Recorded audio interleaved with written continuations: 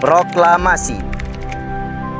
Kami, bangsa Indonesia, dengan ini menyatakan kemerdekaan Indonesia. Hal-hal yang mengenai pemindahan kekuasaan dan lain-lain diselenggarakan dengan cara seksama dan dalam tempo yang sesingkat-singkatnya. Jakarta, 17 Agustus 1945.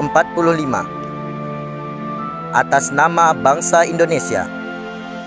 Soekarno Hatta. Sore hari 17 Agustus 1945, Muhammad Hatta didatangi oleh utusan Angkatan Laut Jepang.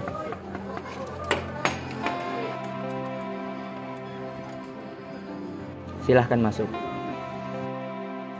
Saya tidak setuju dengan adanya sila pertama. Seharusnya sila pertama itu harus diganti. Iya benar. Bukannya itu Opsir Kaigun? Iya itu Opsir Kaigun. Ayo kita ke sana. Ayo.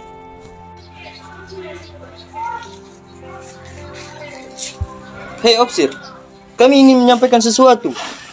Begini Opsir, kami tidak setuju dengan adanya sila pertama. Mengapa pada sila pertama Piagam Jakarta berbunyi demikian? Bagaimana dengan kami umat non-muslim? Jika masih seperti itu bunyinya, kami akan keluar dari Republik Indonesia. Baiklah, jika itu yang kalian mau, saya akan sampaikan. Jadi, apa tujuan saudara datang kemari? Saya, perwakilan dari petinggi Katolik dan Protestan, ingin menyampaikan bahwa mereka keberatan dengan kalimat menjalankan syariat Islam bagi seluruh pemeluk-pemeluknya.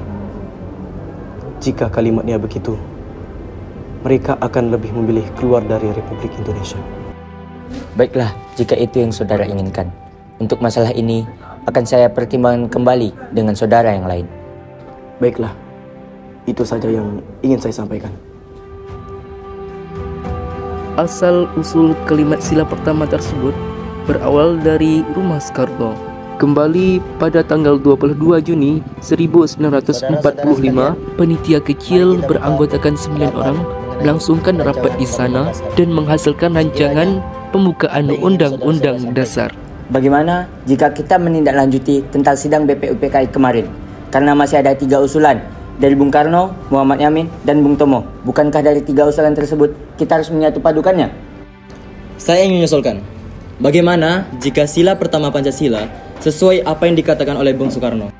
Izin Ketua, saya kurang setuju Bung. Karena walaupun keberagaman budaya dan agama, sila pertama harusnya diisi oleh ketuhanan dengan kewajiban melaksanakan syariat Islam bagi pemeluk-pemeluknya. Izin Ketua, saya setuju dengan pendapat saudara Agus Salim. Dengan mengedepankan diri kita kepada Sang Pencipta, kita menjadi beretika dengan sesama kita. Izin Ketua, saya tidak setuju dengan pendapatnya Wahid Hashim bahwa negara Indonesia sebaiknya tidak berdasarkan keagamaan.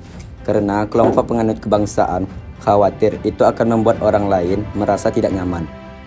Izin Ketua, saya sendiri tidak setuju dengan pendapat Meramis tadi, bahwa negara harus dibentuk berdasarkan agama. Tanpa agama, negara bisa mengabaikan nilai ketuhanan. Saya tidak ingin jika Indonesia ini menjadi negara yang sekuler. Izin Ketua, saya lebih setuju dengan saudara Maramis. Jika negara Indonesia didasari keagamaan, tentulah agama Islam. Karena sebagian besar penduduknya beragama Islam dan membuat rakyat non-muslim merasa tidak adil. Izin Ketua, saya pribadi lebih setuju dengan apa yang disampaikan oleh saudara Abdul Kahar Muzakir, bahwa nilai ketuhanan itu sangat penting untuk menjadi bagian dasar negara Indonesia. Rapat berlangsung alot, penuh lobi dan manuver. Kubu nasionalis sekuler dan kubu nasionalis Islam bersikukuh pada pendiriannya. Piagam Jakarta adalah hasil kompromi dari 2 kubu tersebut. Menurut dasar kemanusiaan yang adil dan beradab, persatuan Indonesia, dan kerakyatan yang dipimpin oleh hikmat kebijaksanaan dalam permusyawaratan perwakilan, serta dengan mewujudkan suatu keadilan sosial bagi seluruh rakyat Indonesia. Baiklah, saya tutup rapat pada hari ini. Terima kasih kepada saudara-saudara sekalian. Assalamualaikum warahmatullahi wabarakatuh. Waalaikumsalam warahmatullahi wabarakatuh. Di sidang kedua BPUPK, Johannes Latuharhari menilai sila pertama dasar negara dalam Piagam Jakarta mengacaukan hukum adat. Sedangkan Ki Bagus Hadikusumo justru ingin menghapus frasa bagi pemeluk-pemeluknya. Saudara-saudara sekalian, mari kita mulai sidang kedua BPUPK. Sekiranya hal apa yang saudara-saudara sekalian ingin sampaikan mengenai Piagam Jakarta? Baiklah, saya ingin menyampaikan mengenai sila pertama Piagam Jakarta. Kalimat seperti itu dapat membawa dampak yang bukan kecil terhadap adat istiadat. Saya sangat setuju dengan pendapat Saudara Johannes karena di Indonesia ini tidak hanya Islam saja, namun banyak agama lain yang berada di negeri ini. Namun, apakah ini tidak menimbulkan fanatisme? Karena memaksakan orang untuk sembahyang, memaksakan orang untuk sholat, dan lain-lainnya. Saya berharap kalimat bagi pemeluk-pemeluknya itu dihilangkan saja, menjadi ketuhanan dengan kewajiban melaksanakan syariat Islam. Saya setuju dengan apa yang disampaikan oleh Ki Bagus, dikarenakan hidup kita diatur oleh syariat Islam. Saya tidak setuju dengan pendapat saudara Ki Bagus, karena jika kalimat bagi pemeluk-pemeluknya dihilangkan, maka saudara-saudara kita yang bukan Islam harus menjalankan syariat Islam. Soekarno masih tetap bersikukuh dengan pendiriannya. Perubahan sila pertama ini menuai pro dan kontra dari berbagai kalangan.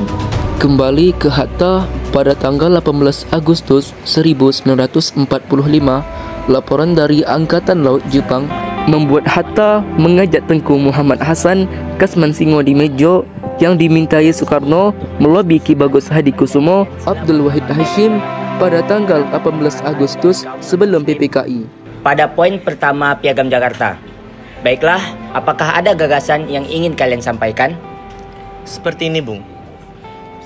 Dengan ada penolakan tadi, bagaimana kalau sila pertama Pancasila itu dari ketuhanan dengan kewajiban menjalankan syariat Islam bagi pemeluknya, kita ganti menjadi ketuhanan yang Maha Esa?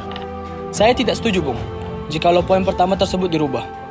Karena bangsa ini diperjuangkan atas nama umat Islam. Saya setuju dengan pendapat Saudara Tengku Hasan atas redaksi perubahan sila pertama ini. Jadi, saya mengusulkan agar sila pertama ini diubah menjadi ketuhanan yang Maha Esa. Oleh karena itu, saya juga menyetujui perubahan sila pertama tersebut. Saya tetap tidak setuju, Bung, dengan perubahan ini. Karena tetap Indonesia, Republik Indonesia ini diperjuangkan oleh atas nama umat Islam. Tidak bisa begitu, Bung. Indonesia itu terdiri dari beberapa jenis pulau dan juga terdiri beberapa dari suku bangsa, ras, agama, dan juga yang lainnya, Bung. Ki Bagus Hadikusumo masih tetap tidak setuju jika sila pertama diubah. Tetapi setelah beberapa saat mereka berdebat, akhirnya Ki Bagus Hadikusumo pun hatinya pun luluh jika sila pertama diubah. Baiklah, kita mufakat untuk menghilangkan bagian kalimat yang menusuk hati kaum non-muslim itu dan menggantinya dengan ketuhanan yang Maha Esa. Baiklah, rapat ini akan kita tutup. Wassalamualaikum warahmatullahi wabarakatuh. Waalaikumsalam warahmatullahi wabarakatuh.